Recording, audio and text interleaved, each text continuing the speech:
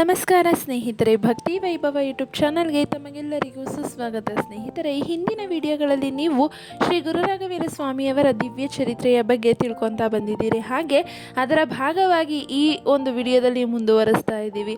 ಹಾಗೆ ಶ್ರೀ ಗುರು ರಾಘವೇಂದ್ರ ಸ್ವಾಮಿಗಳ ಪವಾಡಗಳು ನಿಮಗೆ ಗೊತ್ತೇ ಇದೆ. ಆ ಪವಾಡಗಳಲ್ಲಿ ಇನ್ನು ಮುಂದೆ ಯಾವ ಪವಾಡವನ್ನು ಮಾಡ್ತಾ ಇದ್ದಾರೆ ಅಂತ ವಿಡಿಯೋ ಮೂಲಕ ತಿಳ್ಕೊಳ್ಳೋದಕ್ಕಿಂತ ಮುಂಚೆ ದಯವಿಟ್ಟು ಚಾನಲನ್ನು ಸಬ್ಸ್ಕ್ರೈಬ್ ಮಾಡ್ಕೊಳ್ಳಿ. ವಿಡಿಯೋ ಇಷ್ಟ ಆಯಿತು ಅಂದರೆ ವಿಡಿಯೋಗೆ ಲೈಕ್ ಮಾಡಿ, ಶೇರ್ ಮಾಡಿ, ಕಮೆಂಟ್ ಮಾಡಿ. ಕಮೆಂಟ್ ಬಾಕ್ಸ್ನಲ್ಲಿ ಓಂ ಶ್ರೀ ಗುರು ರಾಘವೇಂದ್ರಾಯ ಸ್ವಾಮಿಯೇ ನಮಃ ಎಂದು ಕಮೆಂಟ್ ಮಾಡಿ.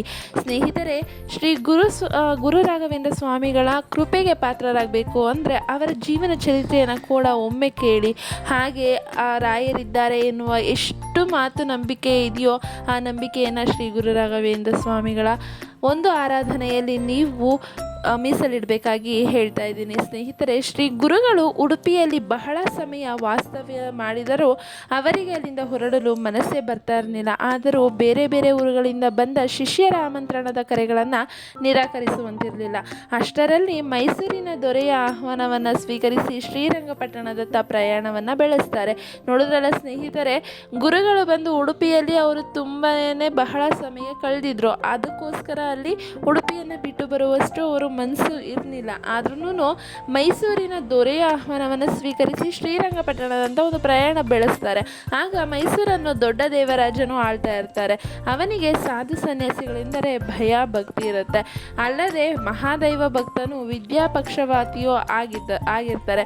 ಹಾಗೆ ಅವನು ಸ್ವಾಮಿಗಳಿಗೆ ತನ್ನ ರಾಜಧಾನಿಗೆ ಬರಬೇಕೆಂದು ಪ್ರಾರ್ಥಿಸಿಕೊಂಡು ಮಂತ್ರಿಗಳ ಮೂಲಕ ಹೇಳಿ ಕಳಿಸ್ತಾರೆ. ಅದರಂತೆ ಶ್ರೀಗಳು ತಲಕಾವೇರಿಯ ಮಾರ್ಗವಾಗಿ ಶ್ರೀರಂಗಪಟ್ಟಣಕ್ಕೆ ಕೂಡ ಬರ್ತಾರೆ. ಹಾಗೆ ಇದರ ನಿರ್ವಹಣೆಗೆಂದು ತೆಗೆದುಕೊಂಡು ಸಮುದ್ರದ ಸಮಯ ಅಂದರೆ ಒಂದು ಸಮುದ್ರ ಪ್ರಯಾಣ ಮಾಡ್ತಾ ಇರಬೇಕಾದ್ರೆ ಮಲ್ಪೆಯ ಬಳಿ ಒಂದು ನೌಕೆ ಬಿರುಗಾಳಿಗೆ ಸಿಕ್ಕು ಮುಳುಗುವಂತೆ ಆಗ್ತಾ ಇರುತ್ತೆ. ಆಗ ದಡದಲ್ಲಿದ್ದ ಶ್ರೀ ಮಧ್ವಾಚಾರ್ಯರನ್ನು ಕಾಪಾಡುವಂತೆ ಅವರು ಪ್ರಾರ್ಥನೆಯನ್ನು ಮಾಡ್ತಾರೆ. ಹಾಗೆ ಆಚಾರ್ಯರು ತಮ್ಮ ತಪಶಕ್ತಿಯಿಂದ ಹಡಗು ಸುರಕ್ಷಿತವಾಗಿ ದಡ ಸೇರುವಂತೆ ಕೂಡ ಮಾಡ್ತಾರೆ. ಆಗ ಆ ವ್ಯಾಪಾರಿಯು ತಮ್ಮ ಪ್ರಾಣ ಉಳಿಸಿದ ಆಚಾರ್ಯರಿಗೆ ಆ ಗೋಪಿ ಚಂದನ 2 ಗಡ್ಡೆಗಳನ್ನು ಕಾಣಿಕೆಯನ್ನು ಆಗಿ ಕೊಡ್ತಾರೆ, ಅಂದರೆ ಒಪ್ಪಿಸ್ತಾರೆ ಅಂತಲೇ ಹೇಳ್ತಿದ್ದಾರೆ.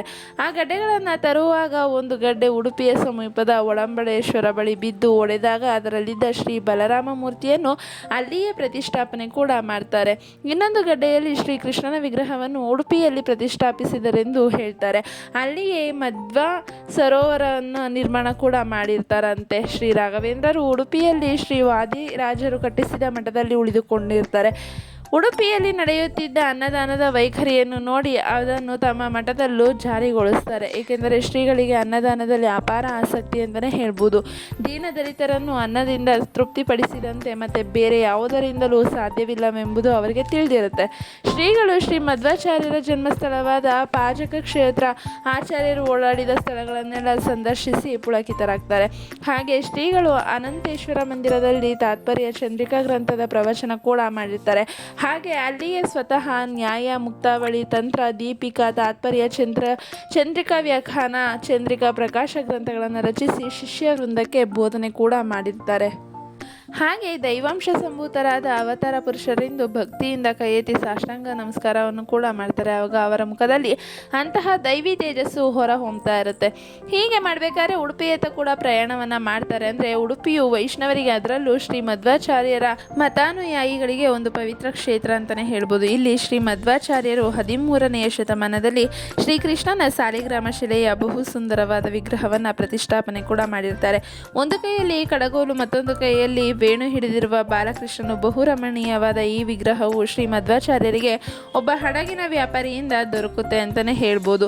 ಗೋಪಿಚಂದನದ ಗಡ್ಡೆಯಲ್ಲಿ ದೊರಕಿಸಿಕೊಂಡು ಈಗ ಮಧ್ವ ಸರೋವರದ ದಂಡೆಯ ಮೇಲೆ ಪ್ರತಿಷ್ಠಾಪಿಸಿ ಅದಕ್ಕೊಂದು ಮಂದಿರವನ್ನು ಕಟ್ಟಿಸ್ತಾರೆ. ಈ ವಿಗ್ರಹವು ಆಚಾರ್ಯರಿಗೆ ದೊರಕಿದ ಬಗ್ಗೆ ಒಂದು ಐತಿಹ್ಯವಿದೆ ಅಂತಲೇ ಹೇಳ್ಬೋದು. ಹಿಂದೆ ದ್ವಾಪರಯುಗದಲ್ಲಿ ದೇವಕಿ ದೇವಿಯು ತಾನು ಶ್ರೀಕೃಷ್ಣನ ಬಾಲಲೀಲೆಗಳನ್ನು ನೋಡಲೇ ಇಲ್ಲವೆಂದು ದುಃಖಿಸುತ್ತಾ ಅದನ್ನು ಒಮ್ಮೆಯಾದರೂ ನೋಡಬೇಕೆಂಬ ತನ್ನ ಆಸೆಯನ್ನು ಶ್ರೀಕೃಷ್ಣನಲ್ಲಿ ಹೇಳಿಕೊಂಡಿರ್ತಾರಂತೆ. ತಾಯಿಯಾಗಿ ಕೃಷ್ಣನು ವಿಶ್ವಕರ್ಮನಿಂದ ಈ ವಿಗ್ರಹವನ್ನು ಮಾಡಿಸಿ ಅವಳಿಗೆ ಕೊಟ್ಟಿರ್ತಾರಂತೆ. ದೇವಕಿ ಹಾಗೂ ರುಕ್ಮಿಣಿಯರು ಅದನ್ನು ನೋಡಿ ಸಂತೋಷ ಕೂಡ ಪಟ್ಟಿರ್ತಾರಂತೆ. ಮುಂದೆ ಯಾದವರು ನಾಶ ಹೊಂದಿದ ಮೇಲೆ ಇದನ್ನು ದ್ವಾರಕೆಯಲ್ಲಿದ್ದ ಗೋಪಿ ಸರೋವರದಲ್ಲಿ ಅಡಗಿಸಲಾಯಿತು ಅಂತ ಹೇಳಿರ್ತಾರೆ. ಇದರ 2 ಗಡ್ಡೆಗಳನ್ನು ದ್ವಾರಕೆಯ ಒಬ್ಬ ವ್ಯಾಪಾರಿಯು ಹಡಗಿನ ಬಾರದಲ್ಲಿ ಇಟ್ಕೊಂಡು ವ್ಯಾಪಾರ ಕೂಡ ಮಾಡ್ಕೊತಾ ಇರ್ತಾರಂತೆ. ಹೀಗೆ ಒಂದು ಉಡುಪಿಯತ್ತ ಪ್ರಯಾಣ ಮಾಡಬೇಕಾದ್ರೆ ದೈವಾಂಶ ಸಂಭೂತರಾದ ಈ ಒಂದು ಸಮುದ್ರ ಪ್ರಯಾಣ ಮಾಡಬೇಕಾದ್ರೆ ಅಲ್ಲಿ ಮಲ್ಪೆ ಬಳಿ ಈ ಒಂದು ನೌಕೆ ಬಿರುಗಾಳಿಗೆ ಸಿಕ್ಕಿ ಮುಳುಗುವಂತೆ ಆಗಿರುತ್ತೆ. ಆಗ ದಡದಲ್ಲಿದ್ದ ಶ್ರೀ ಮಧ್ವಾಚಾರ್ಯರನ್ನು ಕಾಪಾಡುವಂತೆ ಅವರು ಪ್ರಾರ್ಥನೆ ಕೂಡ ಮಾಡ್ತಾರೆ. ಆಗ ಬಂದು ಆಚಾರ್ಯರು ತಮ್ಮ ತಪಶಕ್ತಿಯಿಂದ ಹಡಗು ಸುರಕ್ಷಿತವಾಗಿ ದಡ ಸೇರುವಂತೆ ಮಾಡ್ತಾರೆ. ಅದಕ್ಕೋಸ್ಕರ ಆವಾಗ ವ್ಯಾಪಾರಿಯು ತಮ್ಮ ಪ್ರಾಣ ಉಳಿಸಿದ ಆಚಾರ್ಯರಿಗೆ ಆ ಗೋಪಿಚಂದನದ 2 ಗಡ್ಡೆಗಳನ್ನು ಕಾಣಿಕೆಯಾಗಿ ಕೂಡ ಕೊಟ್ಟಿರ್ತಾರೆ. ಆ ಗಡ್ಡೆಗಳನ್ನು ತರುವಾಗ ಒಂದು ಗಡ್ಡೆ ಉಡುಪಿಯ ಸಮೀಪದ ಒಳಂಬೇಶ್ವರ ಬಳಿ ಬಿದ್ದು ಒಡೆದಾಗ ಅದರಲ್ಲಿದ್ದ ಶ್ರೀ ಬಲರಾಮ ಮೂರ್ತಿಯನ್ನು ಅಲ್ಲಿಯೇ ಪ್ರತಿಷ್ಠಾಪನೆ ಕೂಡ ಮಾಡ್ತಾರೆ. ಹಾಗೆ ಇನ್ನೊಂದು ಗಡ್ಡೆಯಲ್ಲಿ ಇದ್ದಂತಹ ಶ್ರೀ ಕೃಷ್ಣನ ವಿಗ್ರಹವನ್ನು ಉಡುಪಿಯಲ್ಲಿ ಪ್ರತಿಷ್ಠಾಪಿಸ್ತಾರೆ ಅಂತ ಕೂಡ ಹೇಳ್ತಾರೆ. ಅಲ್ಲಿಯೇ ಮಧ್ವ ಸರೋವರನ್ನು ನಿರ್ಮಾಣ ಕೂಡ ಮಾಡಿರ್ತಾರಂತೆ. ಹಾಗೆ ನೋಡಿದ್ರಲ್ಲ ಸ್ನೇಹಿತರೆ, ಈ ಒಂದು ಮಾಹಿತಿ ಉಡುಪಿಗೆ ಬಂದಂತಹ ಶ್ರೀ ಗುರು ರಾಘವೇಂದ್ರ ಸ್ವಾಮಿಯವರ ಒಂದು ಮಾಹಿತಿ ಆಗಿರುತ್ತೆ. ಸ್ನೇಹಿತರೆ, ಈ ಒಂದು ಮಾಹಿತಿ ನಿಮಗೆ ಇಷ್ಟ ಆಗಿದೆ ಅಂತ ಅನ್ಕೊಂತೀನಿ. ಇಷ್ಟ ಆಗಿದ್ರೆ ವಿಡಿಯೋಗೆ ಲೈಕ್ ಮಾಡಿ, ಶೇರ್ ಮಾಡಿ, ಕಮೆಂಟ್ ಮಾಡಿ. ಹಾಗೆ ದಯವಿಟ್ಟು ಚಾನಲನ್ನು ಸಬ್ಸ್ಕ್ರೈಬ್ ಮಾಡ್ಕೊಳ್ಳಿ. ಮತ್ತು ಕಮೆಂಟ್ ಬಾಕ್ಸ್ನಲ್ಲಿ ಓಂ ಶ್ರೀ ಗುರು ರಾಘವೇಂದ್ರ ಸ್ವಾಮಿಯೇ ನಮಃ ಎಂದು ಕಮೆಂಟ್ ಮಾಡಿ. ಸ್ನೇಹಿತರೆ, ವಿಡಿಯೋ ವೀಕ್ಷಿಸಿದ್ದಕ್ಕಾಗಿ ಧನ್ಯವಾದಗಳು.